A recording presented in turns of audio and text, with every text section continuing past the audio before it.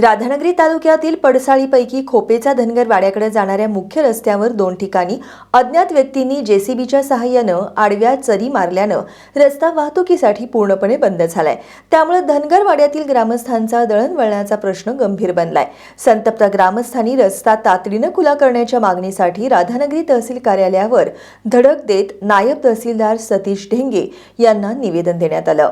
राधानगरी तालुक्यातील पडसाळीपैकी खोपेचा धनगर वाड्याकडे जाणाऱ्या मुख्य रस्त्यावर 2 ठिकाणी अज्ञात व्यक्तींनी जेसीबीच्या सहाय्यानं चरी मारल्यानं वाहतुकीचा मार्गच बंद झालाय। त्यामुळे या भागातील नागरिकांना आरोग्य, शिक्षण, बाजारपेठ आणि इतर दैनंदिन कामांसाठी पायपीट करावी लागतेय। विशेषतः आजारी व्यक्ती किंवा आपत्कालीन परिस्थितीत रुग्णांना वाहनातून दवाखान्यात नेणंही अवघड झाले।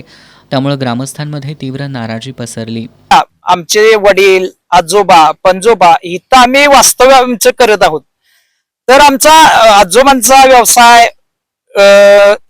वडिलांचा व्यवसाय शेती, आणि शेती आम्ही ती कसवत आतापर्यंत आलेलो आहे आणि आता सुद्धा शेती आहे ती आज अखेर ती आम्ही लावतोय। दुसरा मुद्दा जनावर असतील, जनावर, शेळ्या, हो मुद्दा ही व्यवसाय आमचा आतापर्यंत चालू आहे। तसेच तिथील लोकांना आमच्या कुटुंब 60 कुटुंब आहेत इथं वास्तव्यात।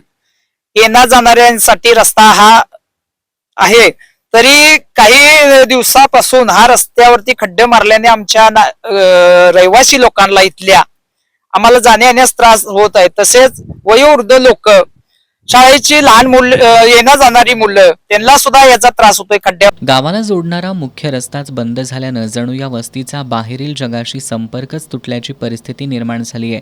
दैनंदिन गरजांसाठीही पायपीट करावी लागत असल्यानं दळणवळणाचा प्रश्न गंभीर बनलाय। त्याच्यामुळे आमचे कोण डिलिव्हरीचे पेशंट असेल किंवा आजारी कोण पडलेले म्हातारे वृद्धवर्ग माणसं आहेत, ते आज अँब्युलन्स जाण्यासाठी यो मार्ग जे नाही, ह्याच्यासाठी यो मार्ग खुला व्हावा।